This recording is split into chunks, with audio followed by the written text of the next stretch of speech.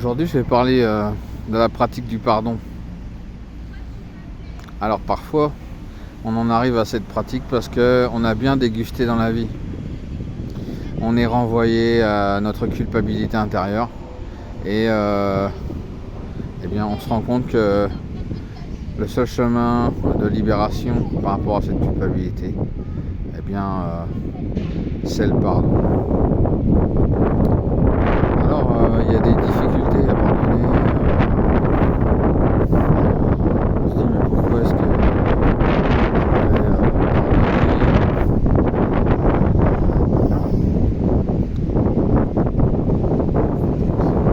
quel est l'intérêt de pardonner? Pourquoi est-ce que je pardonnerais à quelqu'un qui m'a fait du mal? Pourquoi est-ce que je pardonnerais à un criminel? On entend beaucoup de choses comme ça, mais tout ça c'est notre ego.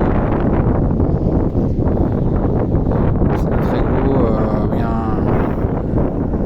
qui ne comprend pas pourquoi on ne pourrait pas voir les choses différemment, inverser les choses. Alors, dans un premier temps, pourquoi pardonner gratuitement? Eh bien déjà dans un premier temps, pardonner, eh bien ça fait du bien. Quand on dit je te donne pardon à n'importe qui. Après tout, nous sommes profondément imparfaits et le pardon, déjà, ça fait du bien.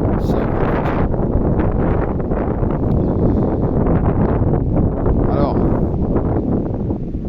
on pardonne aussi, eh bien, pour pratiquer l'amour, la paix intérieure.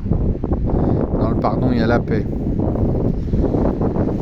Quand on pardonne, eh bien, on n'a pas envie de faire du mal à quelqu'un. Au contraire, on est dans un souci de réparation, un souci de réciprocité. Et donc, là encore une fois, ça ouvre le cœur. Alors pardonner, ça permet aussi, eh bien, de purifier sa projection. Et on se rend compte que quand on pardonne, ça nous fait du bien. Parce qu'on se positionne d'une manière complètement différente. Et donc, qui est responsable de ce bienfait du pardon? Eh bien, c'est nous-mêmes. Nous projetons le pardon sur les autres. Donc, on se rend compte que on a un pouvoir créateur sur nos états intérieurs.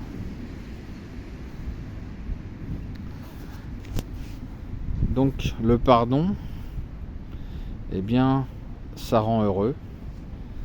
Et puis ça permet aussi de nettoyer toutes relations qui sont difficiles. De reprendre une forme d'ascendant sur soi-même, sur ses états intérieurs. Si je peux pardonner à mon ennemi, eh bien, je peux apprendre à me libérer de l'emprise qu'il a sur moi. Alors c'est jamais facile, hein. Il faut de la pratique. Et puis un jour, eh bien, paf, on sent que c'est libéré.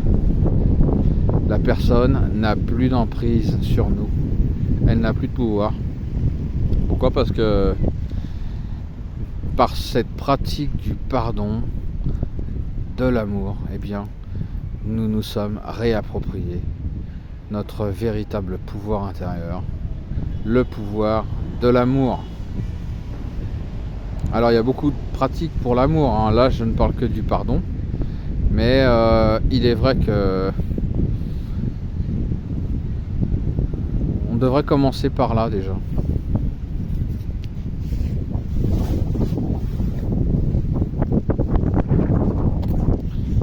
On devrait commencer par ce pardon avec les autres, mais aussi avec soi-même. Parce que si on s'en veut intérieurement, eh bien, quelle qualité de vie on va s'offrir? Si je suis parfaitement réconcilié avec moi-même, eh bien je peux m'offrir une belle vie. Par contre, si je m'en veux, si je me juge, si je suis en conflit avec moi-même, eh bien qu'est-ce que je m'offre comme vie? Une vie harmonieuse ou une vie terrifiante? Donc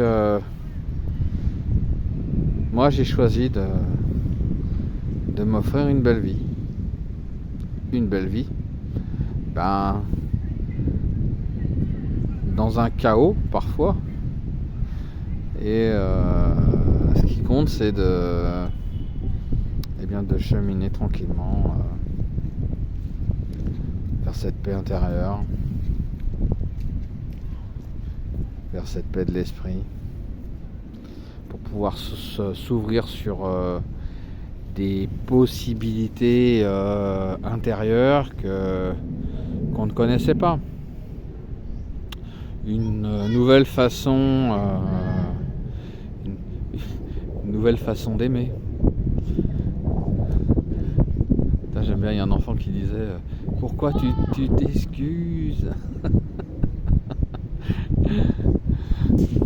Bon, ben je vais m'arrêter là. En tout cas, la pratique du pardon, voilà, c'est